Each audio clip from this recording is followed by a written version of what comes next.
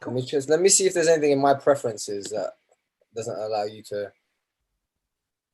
Sorry, I don't get it. Give me a sec before you go live. I'm going to go turn this heating off. Let me see if there's anything in my preferences. Oh, I got to turn that off. Give me a sec before you go live. I'm going to go turn this heating off. No worries. Let me see if there's anything in my preferences. Oops. Hi, everybody. We live? Yeah, it's fine. You can do your thing. Don't worry. It's all right. I'm back. I'm here. You turned it off already, yeah? Oh, that's good. Any newcomers, just come in, go to the bar, 2 for 1 happy hour. Just get yourself a drink. Put your jacket in the cloakroom. Just get ready. Hi, everybody. Thanks for tuning in. Well, go on. We just got a few technical difficulties with Mr. Urban Panda. Then the also he's tuning on his phone. We can't see him right now. So maybe it's a blessing in disguise. You know, maybe we want to see your beautiful face, bro. So, no, do you know what you're doing now? Rolling. No, but you've complimented me 4 times now. So now, if my picture comes up and I'm a dead thing, you're going to ruin it for everyone now. Well, I can put virtual backgrounds on my one. Should I put a virtual background? Yeah, go on. As long I'm not doing that, mine. Jeez. Yo. I'm out of this world. Oh. That was corny as shit. You grass. Oh wait, can I do that on mine? You should be. Yeah. How do I do it? I don't even know in there. I know you gotta go into. What do I don't know? I just did it. You gotta go into. You gotta go into preferences and. Hi everyone in the comments. Zahra, Mustafa. Welcome, where guys. Welcome. Where am I looking for these comments? Oh, can only you see them? No, they should be on the live, the YouTube. Okay. Just waiting for people to join. There's 8 people. That's scary. Okay. Now there's more, man. Trust me, there's gonna be more coming. Hey, listen, look at my background that's saved from last time. I can't see you, bro. I can see. I'm on. I can see I'm him. on. Oh my yes. Hey, how do I change this? Hold on. How do you change that background, bro? Okay, the background. Hold on. More virtual background. Okay, we're ready. I'm just gonna go with none. Tarjan says in the comments, there's 2 beautiful ladies on the screen. I think he's referring to me as well. What an idiot. Who said that? One of my friends called Tarjan. Thanks, Tarjan. I appreciate you. Hi, Darren. Tarjan, I take offense to the fact that you've only mentioned 2 beautiful things, but that's fine. It's your opinion. I think they're talking about you boys. I don't think they're talking about me here. I'll take it. Fine. I'll just take that. Fine. Yeah. Fair enough. Come, you're giving it to me. Thank you all for joining us, guys. As you know, South Asian Creatives, we're going to wait a couple more minutes for the viewers to roll in. Yeah, cannot wait, man. Hope you're all having a great day so far. I can see a lot of you are enjoying the comments as you usually do. I'm going to try a little bit better this time to focus on the comments as well as the interview, because I know sometimes a few of you neglected and you have been commenting and calling me up on it. And is that how many messages Moeed gets that why are you responding to us, or why don't you react with us during the live? I'm like, bro, not even gas me, fam. I know. I can't lie. I'm just here for I don't know. I don't know why I'm here. You know what I mean? Moeed is the reason. You're 50% of South Asian Creatives, and we have a guest. Fantastic, thank you. That is what you call compliment hunting. I set it up so Moeed could compliment me for no reason. So, you know what I mean? Well, I think we might as well start, man. We might as well start. Or is it me? Because I'm looking at the phone and it's loading. I don't know. Is it? Yeah, I don't know why it keeps doing that, because it is very odd. I refreshed it and now it's back to moving again. Interesting. When something goes wrong and you're on camera, yeah, interesting. Sorry guys, we're just gonna wait a few more minutes. Why does it keep then give me 1 sec. I'm gonna go on my mobile phone quickly and just make sure it's working. This is a problem that I have not encountered as of yet. So Arooj, what's the weather like in your neck of the woods? It's nice. It's pretty nice. It's warm. Yeah. No. What area? Where are you? I'm in Dulwich right now. Dulwich Village, South Side, South London. Okay. Yes. I'm North Side, up in the North Side. Whereabouts? North London, Finchley. Oh, Finchley. Okay, cool. And then Maurice. Everyone's reaction is that when I say Finchley, they're like, "Oh, Finchley, okay." Wait, I can't lie. It's just a British thing. What else do you say when someone tells you where they are? Oh, okay, cool. Like, I have nothing to add about Finchley. I can't lie. I used to link my my missus there when she used to finish college, but that's about it. Like, I have nothing else to add about Finchley. You're right, bro. This thing is frozen. I don't know why. Why is it frozen? Let it go. Let me comment quickly. Let it go. It's back live again. That's weird. I don't understand why it keeps doing that. Is the screen? Do you want to reconnect it or something? Is it like? Yeah, I will probably have to. I'm confused as to why that's happening. Oh, it's big up now. Big up is back now. Let's just wait a few more minutes. Oof. Let me see, someone's messaging me. There might be one of my friends telling me what's going on. Yeah. Picture keeps freezing. Flipping out. Can they hear us consistently? Can you hear us though? Oh. Arooj, don't worry. Yeah, this is a very normal occurrence. We do tech support for the first 15 minutes of our conversation. Nah, I don't even lie, bro. This is the first time this has happened. Come on, man. Why did it happen, Arooj, man? Fix up. Well, it must be Arooj's internet connection. You know what? It might be my brother's playing Call of Duty. I might have to tell him to get off the internet. Can that be a thing? Listen, People on the internet, if you say it is, it is, isn't it? Yeah. It's back on now. It should be okay. Let's just commence with things. I think it should be okay. All right. I think it should be okay. All right, gang. Welcome. Now. Oh, it's okay now. People are saying it's okay. Yes. Yeah, we can hear you. Lit. Thank you guys for making me feel a lot better, man. I got a bit stressed out there. Had a little sweat from the brow. So as you guys know, we are back for our third episode of Quarantine Conversations. South Asian creators. My name is Moeed Majid. I am one half of the circle. I'm a TV presenter and radio host. I make podcasts for a living as well. And my other half is, I think he's down there in your guys' screen. Yeah, he is. He's right there. Who are you, bro? What's going on, people? My name's Daniel. I run a creative brand called Urban Panda. We do cool clothing. We do cool events. And then the main thing is we like doing cool creative shit like this, linking up with great creative people, having cool conversations.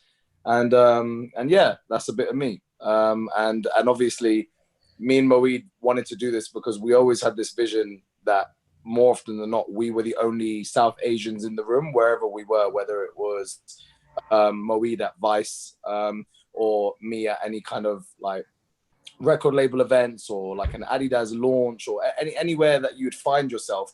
I would always remember every Asian I met because there were so few and far between. And it got me thinking, is that because there's no coverage or is that because there's no creatives? So we thought we'd try and find out. And to be honest, I've just been blown away by how much dope creativity there is out there from people of South Asian heritage. Remember, we don't try and celebrate creativity that is based on whatever being South Asian. We just try and celebrate amazing creativity by people that just happen to be South Asian. So we've had some great conversations, and our next one, we're so gassed. Moeed, thanks for lining this up, bro. We've got perfect, the wonderful. Man. I appreciate that, man. Hit the nail on the head with that. Yeah, so we've got the nail on the head with that. Like you said, we just want to celebrate. Yeah. Rather keep talking over each other. Sorry, my bad. I think you're delayed. I think you're delayed slightly. So when I start, like you start. Oh my days! If that happens throughout this whole thing, we apologize. I might have to wait like 2 extra seconds just to make sure Danielle's finished speaking. But before we begin this whole thing, obviously the world right now is in a bit of a crazy place. From South Asian creatives, we want to show our support and stand in solidarity with everyone that is marching with Black Lives Matter at the moment. Racism is the biggest virus at the moment. Forget COVID. And we stand by you, by everyone, as brown people from the South Asian community. And we want to help you eradicate it. We actually have a PayPal link, which I'm going to put in the comments, which if you click on it, you can donate to the Stephen Lawrence Foundation, which is a cool cause. Big up, Danielle, for setting that up. But I think, to do our part, we're supposed to just got to spread good vibes. And why not start off by introducing our guests? I think we've spoken enough now. So, Arooj, please do the honors. Thank you for joining us. And yeah, just give us a little lowdown about you and what you do. So I'm Arooj Aftab. I'm 24. I'm a British Pakistani. I'm a fashion blogger, but more of like a fashion creator, but marketer. I do a mix of things that I can never describe exactly what I do. So I'm a marketer, fashion blogger, illustrator, and inclusivity consultant. And I basically mash everything I do and put it on my Instagram. And this year in January, I launched my campaign called #DoneWithDiversity. And essentially it's clickbait to begin with, because people are like, oh, what do you mean you're done with diversity? I'm like, well, actually, I'm with the word is used. So that's what I launched. I collaborate with fashion brands, do fashion campaigns, but also raise awareness on neurofibromatosis, which is a condition that I live with. And this is where benign tumors grow inside my nerves and skin, and it has caused the left side of my body to be disfigured. So I wear menswear, oversized fits to promote body confidence, but on a modest take, as opposed to showing skin. Mine's all about the oversized clothing and what I wear. So yeah, it's a mix and match of everything really, of what I do on my page. That's what. Well, what I really liked about what you said is it's hard to describe what you do, because I think so many creative people can actually relate to that, because when you're a creative, it's very hard to like limit yourself to what you actually like doing. No one says, oh, this is what I do and full stop. You kind of take on opportunities and dabble in things and see what works and what doesn't. Yeah. So I think that's an incredible thing Kind to of like hear being from like you. a polymath, isn't it? It's like you're a polymath in different bits. You just do a bit of everything. But yeah, and that's it. And my side thing is football. So I'm like, What? I didn't even know that, bro. Come on. no, Arsenal I fan.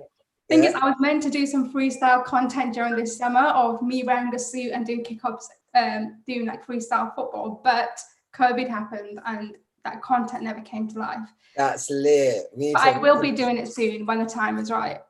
100. That's Make sure incredible. we see that. We need to make sure we So see that. so what one thing obviously that you touched on was the condition that you live with, and I think that's what really stamped something on it when I found out that, okay, you focus on oversized clothing and you put things together and you've made a name to kind of trailblaze like looks, and people look to you for like fashion guidance and fashion inspiration. But that was not influenced. Maybe it was influenced by the style you like as well, but it was also heavily influenced by an undercover condition that you live with. And if you don't mind me asking, has that been something that's been a part of your life for a while? Is it a recent thing, or how? No, I don't mind you asking at all. So I was diagnosed at 2 years old. So I've had it all my life technically. And my disfigurement, I used to have the condition, but my disfigurement didn't occur until my second year of university. So although I had the condition, I had small lumps and tumors, benign tumors, they're not cancerous. I developed a new tumor on my hip, which is called the plexiform tumor. And it's big, so I can actually hold it. And that happened in my second year of uni, but it was a gradual growth. My first year, second year got bigger, third year it was big. And essentially like my go-to look was skinny jeans, biker jackets, and all this kind of stuff. And when my disfigurement occurred, I didn't feel comfortable wearing that because it was blatantly obvious that it wasn't for me. It wasn't, what's the right word? It didn't look flattering, I didn't think. So I just began to kind of test with menswear and fashion and style, and then this is what became my Instagram. It's really weird. So I was putting my clothes on Instagram 4 years before all of this, like before I shared my story, but nobody knew about my condition. I was hiding it from everybody. And then I just was like, wait, I'm being labeled an influencer, and I quite frankly hate that word because it's got a negative connotation to it. So if I'm going to be an influencer, let me be a proper one. And I just thought, Wow. you know, Mad. why And not? Wow. what you obviously, like, I live with something called Crohn's as well, so I have a similar kind of thing where people can't really see. It's like called an invisible condition. You can't really see it because people think a disability is something you can physically see if you're in a wheelchair, if you've got like a prosthetic limb, if you've got like, I don't know, like an eye patch or something. But I found that, like, maybe I'm asking this question to you, like, how has living with this condition developed you as a human? Because I feel like my one has allowed me to have a much more open mind, and I appreciate the smaller things in life. So I just wanted to know how living with NF1, neurofibromatosis, has affected you in that way. Oh, I think it's definitely opened my mind. It's definitely made me less ignorant. It's definitely made me aware that you'd never know someone's story, and not all disabilities are visible. Yeah, I think it's definitely made me sort of be more content within myself and be more accepting within myself. And you know, you never know what anyone's going through, and I think people just need to be kind. Not that I wasn't a kind person before, but like you know, it's being cautious and being respectful, being polite. And I think that definitely, I think I try to have as very little ignorance as possible. I think everybody as human has some ignorance, so I try to kind of have as very little as possible for what I have and the kind of experiences that I've been on and journey that I've been on. It's really interesting when you talk about it, because I feel like when people live with conditions, it's so lovely to see that, like, for example, so 2 out of 3 of us in here have what people would call an invisible condition, or a condition that's not as obvious to other people, but still affects your life in a crazy way. And I think it speaks a lot to how amazing it is that you guys, I'm not saying that you guys don't go through your hard days, and I'm not saying that your conditions have not made things trickier for you, a bit more different, but I think you've channeled that energy to kind of not restrict your life, but allow what you're going through to like open your life up to so much more. So you were doing the fashion blogging side of things and that aesthetic for what you said about 4 years before that. So in that time, was it a deliberate thing that you wanted that not to come out, or was it just something that you were like, well, I live with it, and I'm interested in fashion, so I'm just going to do that? Like, why was it not revealed before that? I don't know. I wasn't ready to share it, and because I wasn't as aware of it on myself as much. But I think the reason why I shared it was in 2018, the same year my documentary. But before I did the documentary, I was nominated for the Cosmopolitan Influencer Award as Best Newcomer. Bearing in mind, I've not shared my story. It was just about my clothes. And I just was like, oh, but nobody knows why I'm doing this. Nobody, like, I feel like a bit of a fraud, really. And I saw a category called the change makers within that. And I was like, if it's anything that I want to be, it's a change maker, not just an influencer who's got an award for fashion blogging, or, you know, not to undermine it, but it was like, there's got to be more to this, surely.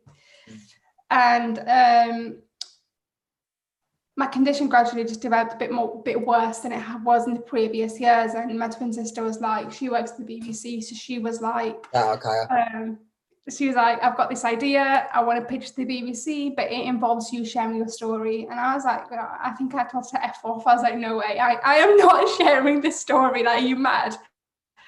And she was like, look, you, at that point I was working in a modeling agency. She was like, look, you work in the fashion industry where it's very much focused on looks, and you're hiding this condition, and you've got a following online, and nobody knows a thing about this, and this could be something that could be really inspiring.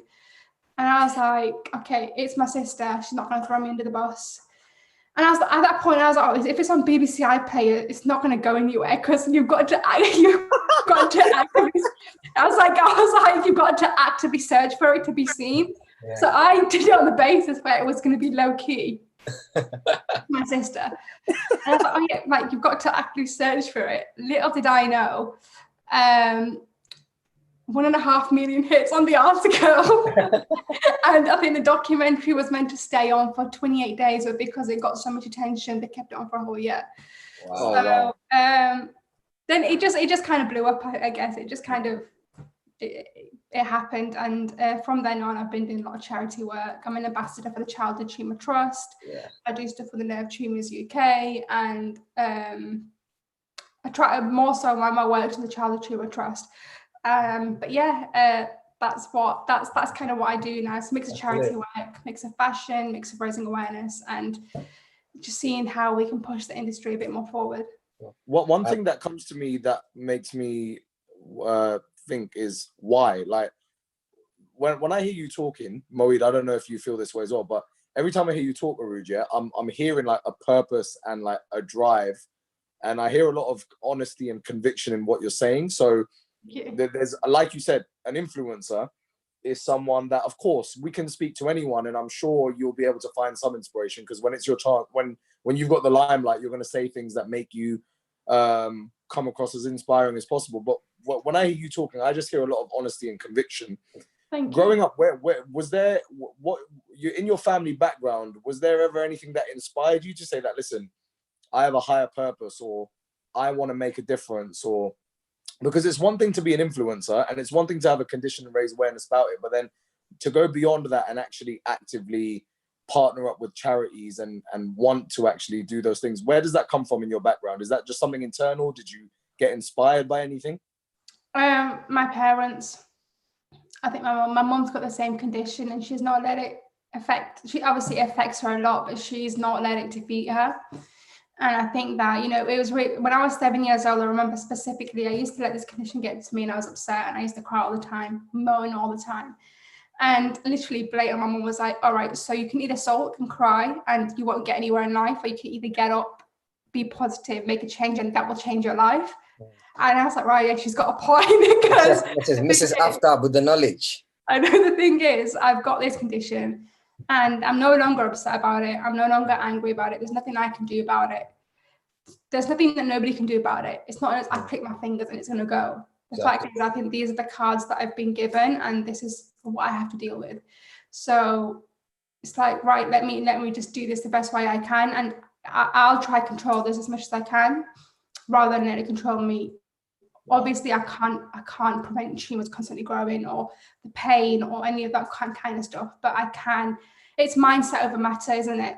100%. So ultimately, that life's short, and I think that, you know, I want to be able to say that I did this, and I carried on, and I think that ultimately it's mindset over matter. Lit. I'm gonna go to the comments quickly. Gaurav H Music, our guest from last week, has tuned in. Yes, Gaurav, how you doing? Okay. He says he likes your tracksuit, Danielle, but he liked your t-shirt last week as well. You know. I think he's just gassing you. Still, that's enough, Gaurav. Michael, what are you saying? How you doing? Abraham Mahe, I hope you pronounced your name right, says, as soon as Arooj mentioned football, I think you definitely need to do some sort of collab. I think he's a football coach. That's why. I tell you, all right, yeah. Oh my gosh. He also says you're very. You know what? You know what the funny thing is? I wanted to be a footballer when I was younger, but I had a very bend like Beckham childhood. So it was like no. But you want to know? Also, I couldn't play because of my condition anyway. Yeah. But more so, it was like, it wasn't my family. It was some aunties that I didn't know. Were like, oh my God, what is this? I could have been in the Olympics. I could have been a footballer, but I blame it on the injury. So I'm like, yeah. We all do, man. We've all had that knee injury at some point, man. Yo, listen.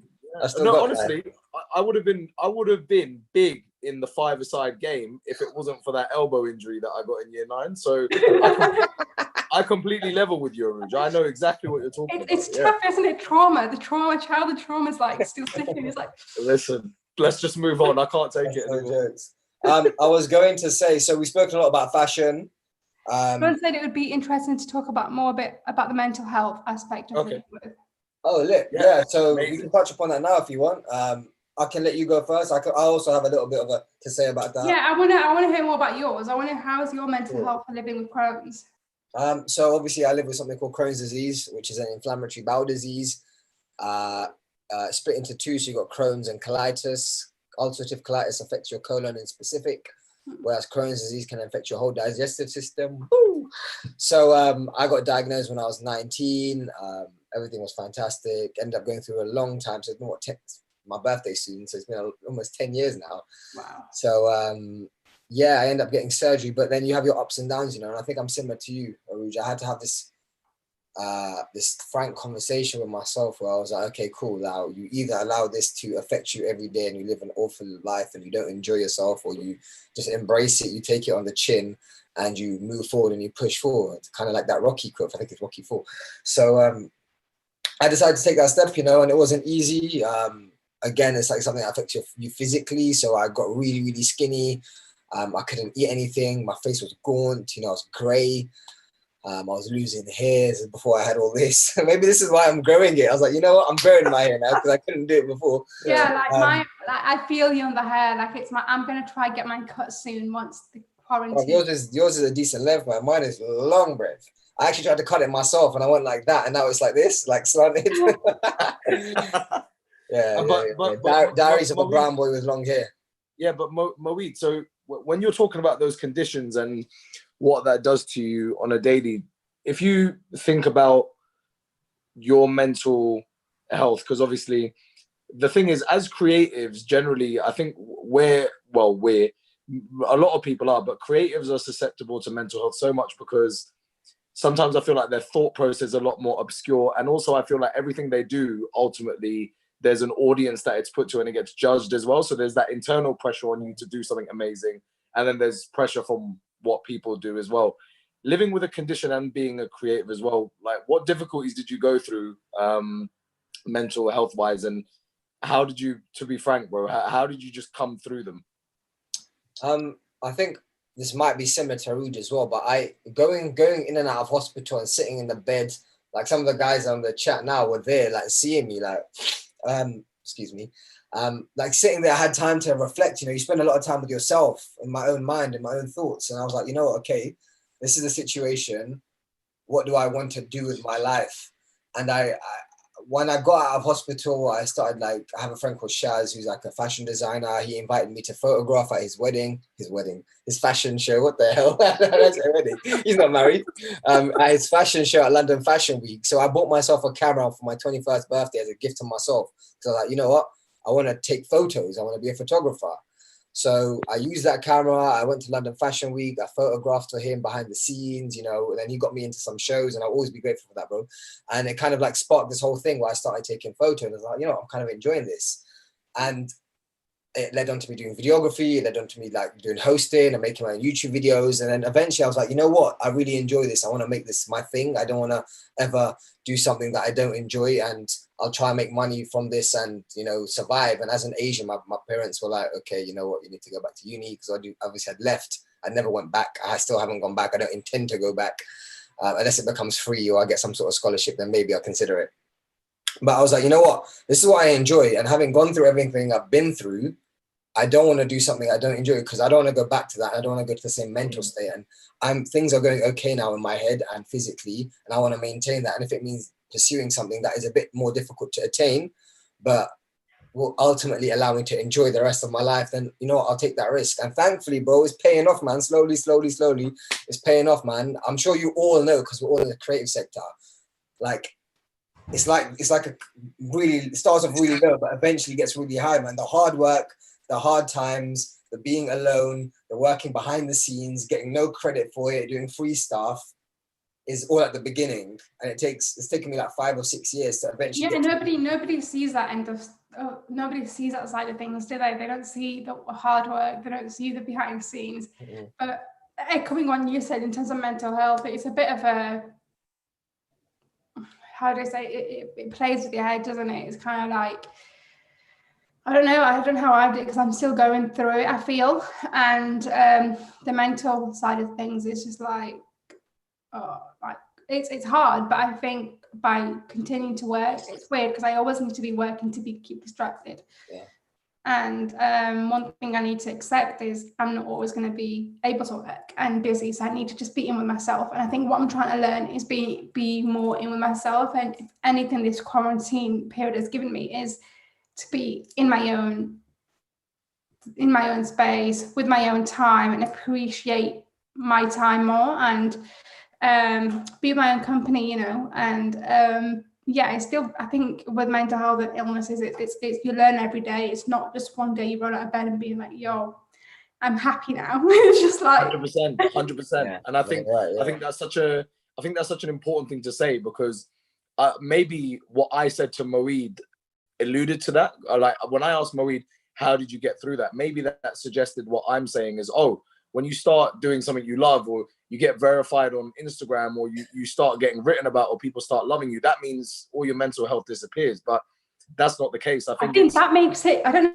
if that makes it worse. Mm. I don't know if social media makes it worse. Hands down, social media is definitely impacting my mental health. Like, okay, I could be doing amazing things, but it doesn't result in, like, my work results in happiness. My social media and the material side of things doesn't. And it's like, you know, I'm not going to upload a picture for people to like it and comment nice things. That doesn't help my mental health. Yeah. What helps it is just trying to be realistic and finding the answers, because I'm always questioning why, when, how, like, very kind of that I need clarity. And that's something I'm working on. It's just there's not always an answer for everything. And my main thing is on what people think of me. And I don't know whether that's related to my condition or past experiences or being treated as incapable or any of that kind of stuff. But yeah, my biggest thing is what is this person thinking? Do they like me? Do they not like me? Yeah. Have I said too much? Am I saying too much? Do I come across as an idiot? And you know, that part of I think everyone kind of has that kind of thing. And then there's imposter syndrome as well, where it's like you don't think you're good enough for something, and it's like shit. But sorry, just touching on what you were saying, Arooj. I think, like you said, we all do go through a time in life where we're like, okay, cool, what does this person think of me, and what does this person? But ultimately, for me personally, I don't want to sound blunt, but as soon as I stopped caring what other people thought, everything got so much better for me. I was like, okay, cool, I'm just going to be me. How did you get to that? Going through what you're going through right now. I'm a bit older than you, I'm a couple of years older than you, so you still have time. Do you know what I'm saying? I'm still young. I consider myself young, even though I'm touching 30. Oh my days, oh my diddly days. As in, so for me, I think everything got better, or the trajectory started going up when I became wholly and truly confident, or comfortable is the word, within myself and within the condition I have. Obviously, I've got a stoma bag in it, and I keep breathing into my bag. And I had a kind of year before my surgery to like prepare myself mentally. And since then, because I feel so good with it, it's become a thing where I'm like, okay, cool, I'm feeling good. Now I have the energy and I'm able to eat what I like, and I can, you know, folks stay up later doing work, whatever it is, and, you know, go out without having to worry about where the next toilet is or whatever, you know, and having that feeling and understanding that this surgery and this little thing has helped me with that, has allowed me to become a bit more like comfortable with it, I suppose. So I think that you're still early in your journey, man. I think your documentary, which we're going to talk about a bit later on, came out 2019, right? Beginning 2018. 18. Was it end of 2018 or beginning? Yeah, it was December 2018. That's when it was, yeah, sorry. So it's still early days for you, man. And like, if you guys, which I would definitely recommend you to do, to watch that documentary. If you watch Arooj now and how she was in the documentary, you see her growth already.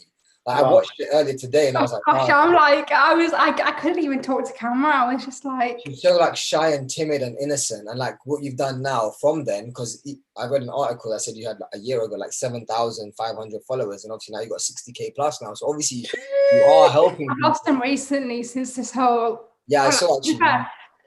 The trash can take itself out. You know, I don't really want anyone racist following me anyway. Yeah. So since I've been raising awareness and supporting the BLM movement, I've lost about 400 or 500. But and Arooj touching on that, just to remind everyone that's tuning in, we are during the course of this conversation raising money for the Stephen Lawrence Trust. All you need to do is just do a quick Google Stephen Lawrence Trust to see the incredible work they do, who Stephen Lawrence was before his life tragically got taken for being a black person. And I just want whatever we can do, if we can raise a little bit of money and send it off somewhere that contributes towards a big cause. We've done ourselves justice, and yeah, it'll be worthwhile. So please donate wherever you can. I think I've posted the link in the comments. So if you guys want to do something to help, that'll be fantastic. We all got to do a little bit. 100%. And anything that gets raised, I'd be happy to match it. So let's just go in and let's just raise money. I'll match that as well. So yeah. All right. Love that. All right. So gonna match. No, I'm joking. You just double up. Then you match what I match, yeah? So it's going to go around in circles.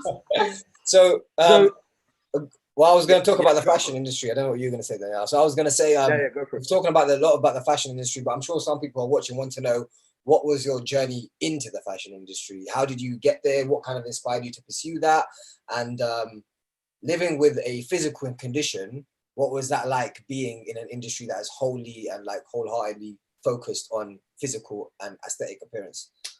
And just to add to that, Arooj, sorry, my darling. So not only getting into the fashion industry, but as a South Asian woman getting into that industry as well. How was that? Because when I look at you, I maybe, I don't know, maybe I'm still old fashioned, but it just still blows my mind that there's someone that can be doing work at such a cool level and just be so fucking cool from a culture or a community that I can relate to. So yeah, just how was your journey in? And yeah, just tell us about it. Well, I studied fashion at uni for 3 years. I did fashion communication and promotion. Graduated with a first. Just drop that in there. Parents were happy. The matai came out, bro. The laddus. Yeah. But this is the weirdest thing. Stepped foot into the fashion industry and I didn't like it. My first job was, I liked where I was working. So my first job was at a modeling agency. It was amazing. It was great. But there was disconnect between my message and what the industry was about. So I had a great experience there, but I left after 1.5 years. And I wanted to kind of explore more influencer marketing. I feel like once fashion is fashion, you have to be a higher power to change the fashion industry. You have to be credible, respectful. Whereas influencer marketing is all about the voice, the opinion, and I can use my platform to do that. So I thought, all right, let me step into influencer marketing and let me help brands market better. And that's like it's been learning. I've not explored all of the fashion industry, but I know that I love the industry. Being in it is good for me. Working in it is something else. So like working in it, I think the thing is I'm super creative, and a lot of places have their way of doing things, and it's often, oh, we do it this way. And I know a lot of places are like that. So I just thought I'm going to do my own stuff.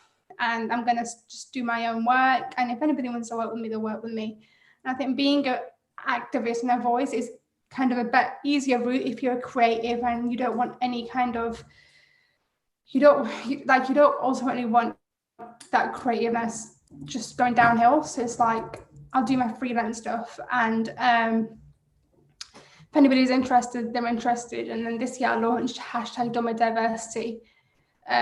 Which ultimately I want to turn into a consultancy. So obviously not called consultancy #DomaDiversity, but this project will stem off to me being an inclusivity consultant and then working with brands and hopefully big brands on how to do diversity properly and how to do inclusivity properly. Because I think that the word diversity, it's used so lightly and it doesn't make sense when people use it. If you need it's almost like a buzzword of South Asians, then we're right here. Do you know what I'm saying?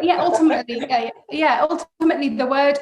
Don't get me wrong. The word diversity is great. Diversity in culture, diversity in background, diversity in skill set, diversity in experience. I'm here for that. I'm not trying to get rid of diversity, but I'm done with diversity when it's based on appearances. Now, how many campaigns have you seen where they've got a hijabi model or a brown model or a black model and just call it diversity? So I'm like, right, wait, the word diversity signifies difference. Since when is someone being black or brown different? And I'm like, This doesn't make sense. It doesn't make sense.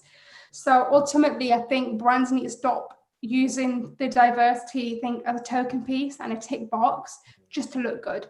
If you're going to do diversity, it's got to tell a story. It can't be, yes, we have a brown person on our campaign, so this is diversity. And I was like, no, it's not. It's absolutely not. And, we need to normalize existing bodies. If we haven't seen enough already from the BLM movement, they've been so excluded from society. Now so many brands are jumping on the diversity bandwagon. And I'm like, you're labeling out something that looks different from the norm. And that's not the right way to go about it. So my saying is literally, to put it straight into a sentence, my saying is this: the word diversity makes the non-disabled, heterosexual, white, male and female look like the norm, and everybody who doesn't fit that status quo to look diverse. Wow. So that's my problem with diversity. Is like, if you're white and not disabled, then that's fine. The word diversity, you won't ever be labeled diverse. So it's like, who's to decide what's normal and what's not? Why not just normalize all bodies in society? And that's kind of the mission I'm working on, and the journey I'm working on to basically replace the word for inclusivity. Okay. How far off are a lot of the big brands and the fashion industry from that? Because I know there have been a few campaigns that I've come across where there are people campaigning for example, wheelchair models or I don't know what the correct word is, but like people like with like one arm or anything like that, where they've got any deformities or anything like that, becoming more prominent. How far off are you from society or the fashion industry or big brands accepting that as the norm? Sorry, I think my internet froze for a second. Danielle, can I ask a good question from the audience? Can I ask a good question before you get to yours? Yeah. So we've got a question from Kier Crawley. Shout out Kier. He was my old music teacher. I basically learned everything about music from him. So he asked a very, very important question, which kind of linked to what you were going to say, Danielle. So he says, what do the panel think is the role of the fashion industry or creative industry in this general time or in a general time of crisis? Okay. See, I've already been writing about this. And I think the problem why brands have been getting it wrong and the problem why brands have been delaying their response is because culturally inexperienced people are behind the scenes working for those brands. They have very little representation of people from the Black community, very little representation of people from the brown community and all these ethnic minorities. And I think that's why they haven't got it right. So ultimately, these brands need more representation behind the scenes as much as they need in front of the camera. And if you look, I don't know if you guys have seen Pull Up or Shut Up, this kind of handle that's on Instagram. And this handle has been asking brands to share their stats internally of how many Black, brown, Asian, and people of color have within their workplace. Shockingly, very little representation in a lot of brands unless they're Black owned. And now, so the solution for brands and the fashion industry is hire more people from cultural backgrounds. It's literally that, hire more people from cultural backgrounds. Like, honestly, I think when you're a person of color, when the darker you are, the harder it is to get into the industry for whatever reason. Yeah. Do you know what's really interesting? That reminds me of JP. He's Joseph Patterson. He's the editor of Complex UK. And I remember he said to me once that, where you're not going to engage or hear about an incredible article to do with Black music if it's not coming from the eyes, ears, and pen of a Black person. He goes, it's so hard, no matter how experienced you think you are, no matter how deep in the game you think you are, you've been there, you've done that. If you're talking about anything, whether it's music, whether it's fashion, whether it's, daily lives, whether it's politics, from the angle of that culture, if you're not of that culture, there's always going to be that barrier there. And I guess what you're saying is that if you want to tell the stories of South Asians, if you want to tell the stories of Afro-Caribbean communities, if you want to tell the stories of like the very diverse, the very different, ethnic minorities that are out there, then you need to have those people telling the stories. Otherwise, it's never going to come up. Because I don't know if you guys have seen it, but often when you see campaigns are very literal. I would say if it's don't know, in the past with Ramadan, let's get a woman with a headscarf on. I'm like, whoa, wait. Okay, yes, that represents Islam, but there's plenty of women that don't wear headscarves that still take part in Ramadan. There's plenty of women that are Muslims that don't wear headscarf. Let's just not be so literal. So I think you can imagine in a boardroom where it's probably full of white bodies talking about how to do the best diversity campaign when they have no experience in it whatsoever. And it's like, well, this is the thing. You need to listen to these influencers. You need to listen to people's stories. You need to hire more people who are culturally experienced to be able to guide the brand in the right direction. So ultimately with my consultancy, I can't speak on behalf of the Black community. I can't speak on behalf of the LGBTQ plus community. Can't speak on behalf of these communities, but I can do an overarching thing of, by the way, these people exist.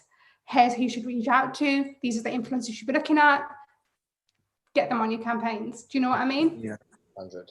But I don't know. But even with brown representation, it's often convention, like when it's diversity, it's often the conventionally beautiful model, like brown girl. It's never your brown girl that you see on a normal day-to-day basis. Yeah. You know. Well, don't get me wrong. Plenty of buff things out there in the brown community. Pick up the buff things, male and female. Yeah, we're there. But I completely get what you're saying, that in the fashion industry or in the advertising industry, when they choose their inclusiveness, there's always like a version of that ethnic minority which is as pristine as possible and as relatable to what people are used to palletizing. And I guess what you're saying is it's about cut the bullshit and show people what's real and what the everyday is, and don't just try and say that, yes, well, our campaign. It's just like, just stop. Yeah, it's basically what you just said. It's basically just do it properly. Just literally listen to voices and do it properly. Don't use the word diversity if you're talking about bodies that exist in society, because it's not inclusive. It's excluding. It's making something different from norm. And also, like, I always say, refrain from using the word BAME. Nobody likes that word. Like, I think it's very, again, boxed up. And I said, you know, it's kind of like just making sure that there doesn't need to be a word to represent black and brown bodies. There's not a word to represent white bodies, so why does there have to be a word to represent black and brown bodies? Let's just cut the bullshit and just do your campaign. Don't say anything. If you want to say something, say inclusivity, not diversity. Yeah. No, like what you're saying makes perfect sense. Yeah, it's not like you're saying things that are very clear and make sense, but like for so long I've just never looked at it like that, and I feel like what you've done is you've flipped it. You've taken a moment to say, no, listen, what does diversity actually mean, and what does inclusivity actually look like? And it's so crazy how wrong it's been taken. It's funny you say that, because you're not the first, but like a lot of people that I've spoken to said that they never thought of it like this.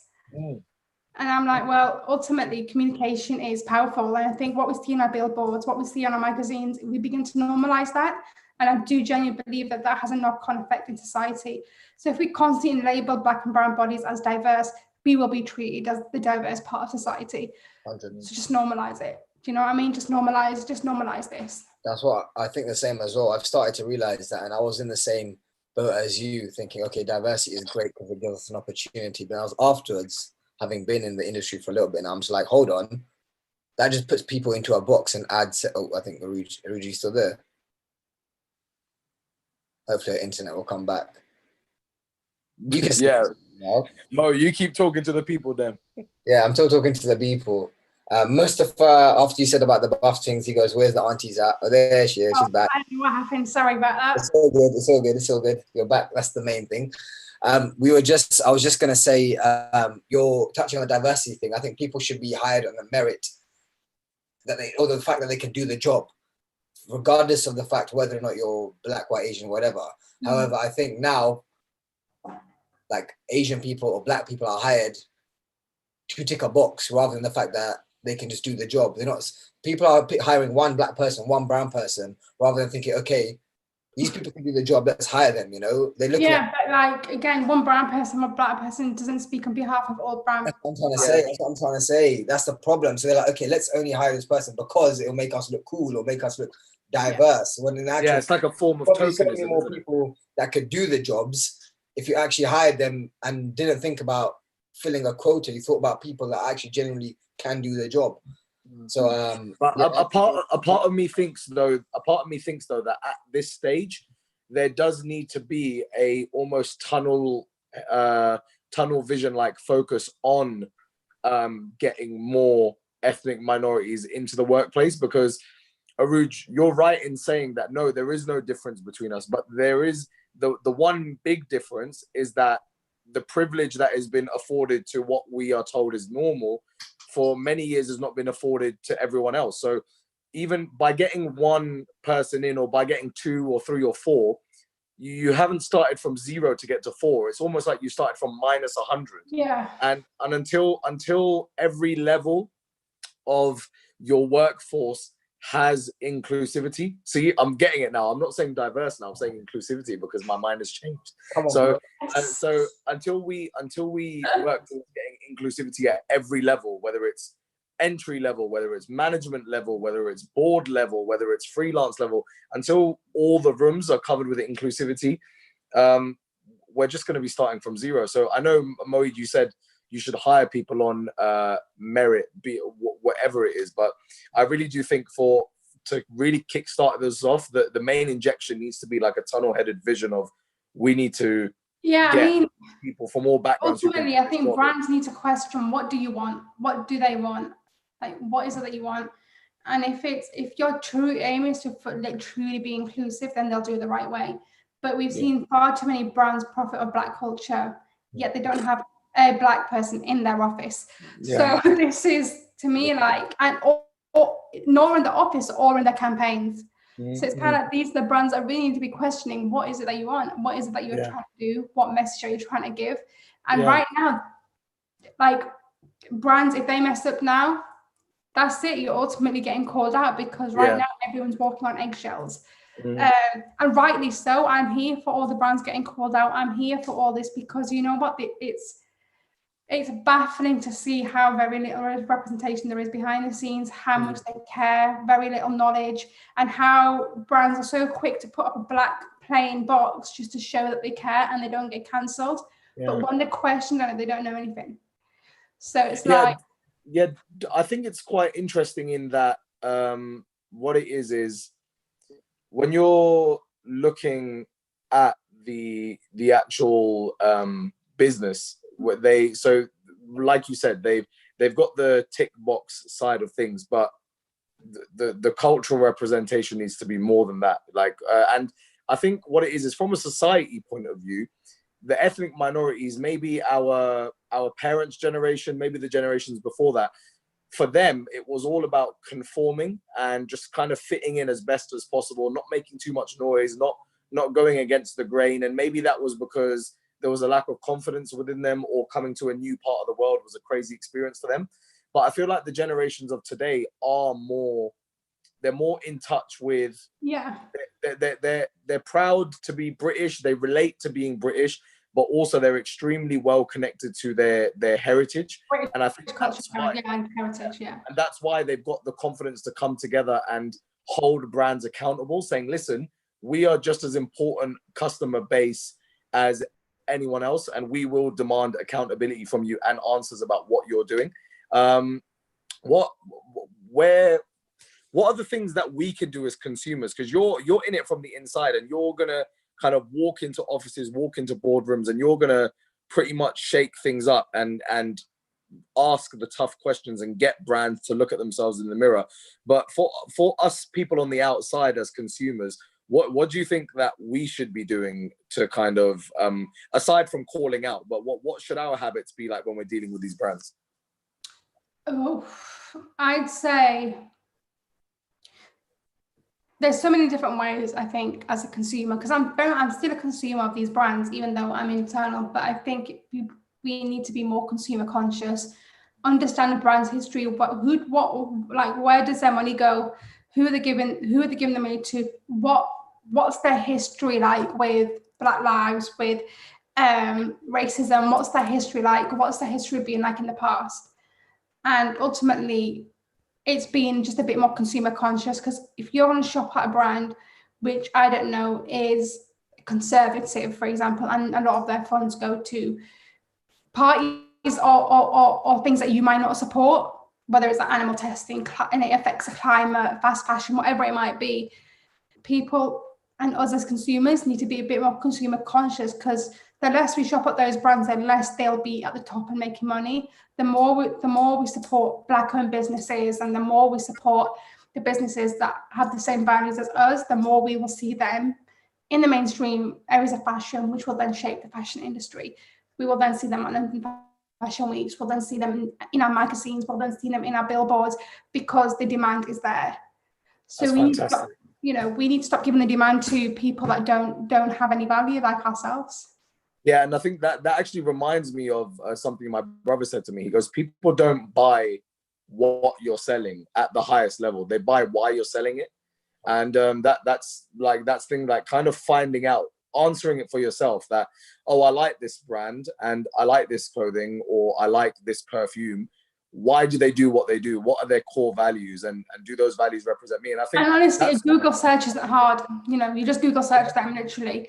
But like, I think the thing to take inspiration from is sustainability activists and climate activists. They won't show up fast fashion. So if we're here now, like, I'm a big supporter of the Black Lives Movement. So if I'm no longer going to shop at a brand that's failed to acknowledge the Black Lives Movement, or that has failed to even speak upon it, or has spoken upon it in a very ignorant way. So it's kind of like, right, screw you guys. Like, you're not getting my money anymore. Like, I'm not gonna shop with you guys. Like, it's one of those things. So I think take inspiration from the way we see sustainable activists shop, not fast fashion. It's almost us shopping, don't shop what your values aren't. So it's basically just doing it like that. Yeah, amazing. That's wavy. I think we're going to take it away slightly from this whole thing, from the Done with Diversity, and focus a bit more on your documentary. Yeah. Which is called My Tumor Made Me Trendy. Am I correct? Yes, My Tumor Made Me Trendy, yeah. My Tumor Made Me Trendy. So I've seen the documentary, like I said, it's really, really cool, really, really awesome. And it's amazing to see how you've developed as a person, as a human, and becoming more confident and come out of your shell and stuff. But I think a lot of people would want to know, and it's a question I had as well, like, what was the process of you getting that documentary commissioned, and as like a South Asian woman with a condition, and how did you find that? And if there was someone who wanted to follow in your footsteps to get a documentary commission, what kind of advice would you give them, having been through it yourself successfully? Yeah, so the way I got it commissioned was my twin sister works at the BBC. She had an idea, she wanted to pitch it, so there was an internal connection already there. But the way you would normally, I think, get commissioned is by reaching out to, you just get an email contact and reach out, and you try your luck. If somebody doesn't reply, spam the shit out of them, literally. But the way I got it was internally, because my twin sister works at the BBC. So that's how I got commissioned, but it was her idea, never mine. So I was just following in her footsteps. The process of filming that, I think we were in November till, it was October till end of November we were filming, because I was busy with work and I had to fill in my days. But honestly, I hated every day filming, because I was like, yo, I don't want to do this, because I was so scared. But at the same time, I wanted to do it. I didn't want to do it. I was like, oh, and I'm in an R-ing. And the scariest thing was showing my condition. And sharing it to Instagram was scarier than showing it to the documentary. Yeah. Because you actually get an instant response, and you see what people are going to say there and then. That's why. Honestly, like, within the first story frame put, I got 20 straight away, like, DMs, banging my messages. And people are like, oh my God, they didn't know, they had no idea, they wouldn't even thought I had a disfigurement or anything wrong with me. There's nothing wrong with you, by the way, just to make sure. Yeah, nothing wrong with me, but they didn't know I was living with a condition. So ultimately, because, you know, like, if you're like come across happy and you're confident, people think, oh yeah, she's fine. Like, whatever. So that's how the process. As a woman doing that, obviously I had to show my size. So being a Muslim and Pakistani was just like, oh, yeah, no, 100%. Be open with it. Yeah. But it's kind of like my parents were okay with it. My mum, like, I'd always say, if my parents had no problem with it, nobody should have a problem with it. Yeah. And, you know, I spoke to my parents, and they want me to show the condition. But the way I did it was I didn't show the full condition. So I just showed the hip, didn't go any further up, just to the hip. Try to keep it as comfortable for myself as I could. And same with Instagram, I kind of didn't show it on Instagram properly. I just showed a back angle of it. And like, I wasn't going to exactly take my top off and be like, yo, this is my condition. Like, I wouldn't do that. Not that there's anything wrong with that. Not that there's anything wrong with that. You know, I see so many activists and body positivity activists that do amazing things. But I think with myself, I didn't want that just to be me. I define me in that way. And plus, with this condition, it affects so many people in different ways. I didn't want people to think that and be, oh, this is what neurofibromatosis looks like. So the way I had to show this, I had to be careful, because I didn't want it to define the condition. I just wanted to tell the story of the condition. Because in my documentary, I'm Adam Pearson, and he's got the facial disfigurement, so he's got the tumours on his face. So again, showing the different ways it affects people. But yeah, I did that, and it was obviously terrifying, and the process of that was overwhelming. It was a bag of like nerves with happiness, with overwhelm. I didn't know how to feel, didn't know what to do with myself. Sure. And even to this day, like I don't know, like every time I talk about it, like this is different because I'm on a camera, but whenever I'm in front of people on a panel, ultimately there's a lump in my throat when I'm talking about this condition, because it makes it 10 times more real by me speaking about it. And I'm like, but I don't like saying, because it's really awkward. I am Arooj and I've got this condition called. But you're doing the right thing though, because that's how people are going to learn about it. I kind of knew about it, but I didn't really know about it. And then I saw your doc, and like now I'm going to look further into it. And you kind of it just becomes the norm. Do you know what I'm saying? I'm okay, cool. People live with this thing. It's perfectly fine, obviously. But now I know about it. It just adds to my kind of my knowledge in it. So I think you speaking about it again makes it more comfortable for people. I think when people are speaking about a topic and it's out in the open, then more people who have no idea about it learn about it, and it just becomes the norm. Yeah. Because people I actually have so much love though for like your honesty in terms of saying that, listen, man, like this is a condition that I live with, and I've been able to do amazing things with it, but still it is something that, you know, it is something that you're not here saying, oh, you know, there's no bullshit coming out of you right now, and I can actually see some of the uncomfortabilities that you might have faced when first talking about it or coming to terms with it or having that lump in your throat. But genuinely, was it the term change maker? Is that what you said you wanted to be? Yeah, ultimately kind of change maker, where I just wanted to make a change, and I wanted to make a change around, especially within the South Asian community, the stigma around disabilities, and you should marry someone like yourself if you like this, and all this kind of bullshit. So I was just like, wait. And hold up. And I can't lie, like if you woke up one day and you said, I want to be a change maker, I'm so fucking happy to say that you've clocked that. You're making a change, and like forget anyone watching this, or forget anyone that will watch this or will hear about your story or watch the documentary. Just me having a conversation about this, you've opened my eyes up to so many things, and you've put perspective in for me when I look at certain situations. And I think that is an incredible thing. If we're here and we're trying to be creative and we're trying to make a difference, there's nothing like having like real impact on people's lives. And I think like hearing about what you have had to say is like, yeah, man, it's done me so much good, and I'm just so proud to be talking to you. I'm genuinely. That means a lot. Like I don't know, like, oh, thank you so much. No, honestly, like it's definitely, I think everybody, the question I get the most online is, oh, I want to be a fashion blogger, I want to be an influencer. Tell me how to do my Instagram. I'm like, all right, when I started, Instagram didn't exist. So I had a blog, an actual blog when I started fashion blogging. Instagram launched in 2010. So it's kind of like when people are like, but from 2000, I got Instagram in 2000, when did I get it? 2013, 14. So I'm a late bloomer anyway. But from when I was starting till now, the face of the internet, Instagram's changed completely. Unless I don't know. We all know what gets the most likes on Instagram. We all know what kind of pictures get the most likes, what kind of girls get the most likes, what kind of guys gets the most likes, what kind of pets get the most likes. You know what I mean? Like we all know what Instagram is like. So ultimately, you can either conform to that, or you can either have a message and be something different. And, you know, the internet space is filled with activists, and I'm definitely proud to be amongst so many incredible activists online. And I learned so much from other people, so much from people that have got other conditions and how they deal with it.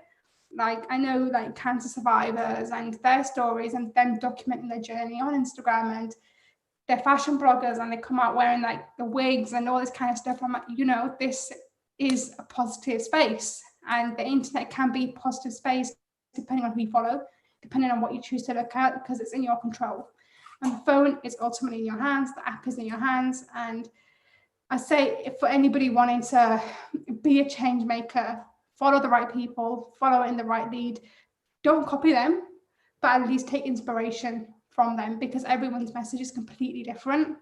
that it's just not one thing. And I think that's the most amazing thing about the storytelling and individuals and why people are the way they are. Like nobody's had the same experience. So I think it's really nice to kind of see different. Damn, those are some beautiful words you're saying right there. I can't lie. I can't lie. I'm gonna put my phone here because Moeed, I need you to join me. I think that deserves a round of applause, Hold on. Thank you. Like genuine, like yeah, man. Like beautiful. Really well said, man. Really well said. Smooth. Have we got any questions? Have we got any thoughts from the people tuning in? Some people said we're sorry for tuning in late, but we will watch it from the beginning, which is good thing, I suppose. Most of us ask a question to bear in mind is how do you attract inclusive talent? I suppose it's going back to what we said earlier. Yeah. What companies are doing to make their workplace welcoming. I'm not sure what I could say about that. I don't think you can touch on that. So the workplace being welcome. So Arooj, do you think like not only the people that work there, but the environment? Do you think the environment is set up to be non-inclusive as well, or? No, I think that depends on the individual. If someone's got an ignorant mind, you can't almost educate ignorance, and unfortunately, there's a lot of that in this world.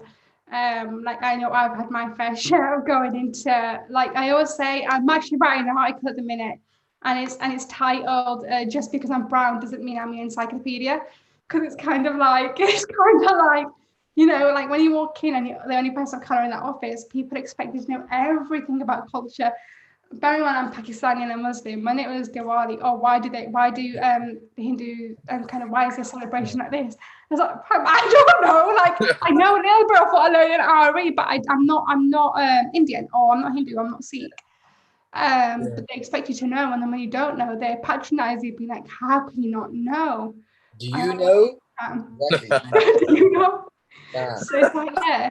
So it's kind of like, that's currently an article I'm working on, being like, just because I'm brown doesn't mean I'm the encyclopedia.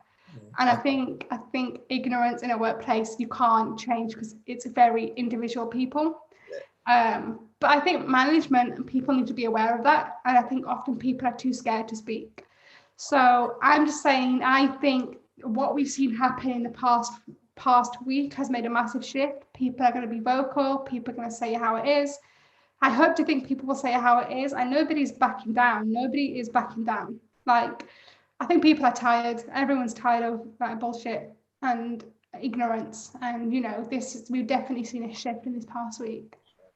And tell us, Moeed, I know you've seen it. I'm super gassed to see it. Where can we see your incredible documentary? I'll put the link in the chat right now. Amazing, wicked. So make sure, guys, you know what I mean, make sure you watch that, take in some energies. Make sure you message us, make sure you message Arooj, letting herself and us know what you thought of it. And man, like, this has been an incredible conversation. Arooj, thank you so much for joining us. I hope you enjoyed it. I hope you enjoyed sharing some vibes. Yeah, man. For me, it was very insightful. I'm very happy to speak. Like, it's really strange. Like, I don't have a huge South Asian following and an Asian following, and that's something that I'm really trying to build because I need that community support. Yeah, man.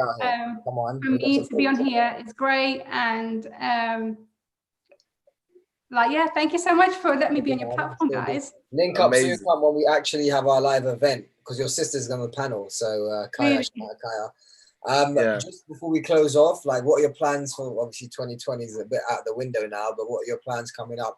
Anything cool, any cool projects we should know about? We can't let this corona stop us. No plans are out the window for 2020. We've got to keep going. But I think what I'm going to do is I'm working on a few articles. I'm working on a deck for my campaign. I'm going to try to reach out to as many brands. I want to try to do some more TV stuff, maybe touching, presenting a bit, and just basically build pipelines, build my connections, be loud on social media. The way I'm using my Instagram now has completely changed, as I'm now very much, it's taken a direction of where I will be speaking about race a bit more. I'm going to definitely, for as long as I can, be talking about the BLM movement. I'll hopefully touch upon things that are happening in the Middle East and stuff like that, but I don't want to make it all like, you know, like, I wouldn't say it's negative, but don't want to make people run away from ultimately everything, but it's kind of now I want to be that thing of, if I'm talking about important things, I'm going to add this onto my onto what I talk about. So yeah, you can keep a lookout on my Instagram, guys. Yeah, what's your Instagram so people can follow? My Instagram is at its.arooj. AROOJ. Yeah, its.AROOJ. Come on. Amazing. So that's a bit wavy. You guys follow that up too. I'm super gassed. Arooj forgot to mention that she's going to actually be training us how to be better at Instagram as well. That's your plans for 2022. Yeah, that's my plan. you. Yeah. Consultation. She has Consultation. unwillingly agreed to do. So yeah, that's going to be fun. No, Arooj, thanks again for joining us. Really appreciate it. Looking forward to actually meeting you in person as well once all this nonsense has blown over. But until then, man, continue. Black lives will always matter. We do not support racism, and we cannot wait for that to be extinct and the poison to be extracted and thrown in the bin. Thank you all. Yeah, I mean, the only biggest pandemic apart from Corona is racism. So I think Corona is not even a pandemic compared to racism. You know what I'm saying? Yeah. You got a cough because you got a dry throat compared to racism. So let's just get it out there. Thank you all for joining us. Thank you, Arooj, so much again. To my brother Daniel, I love you, bro, and I'm gonna see you very soon. Send love to Rita and the family. Yeah, man, thank you all for tuning in. Big love. Bless up, everyone. See you soon. Thank you guys. See ya.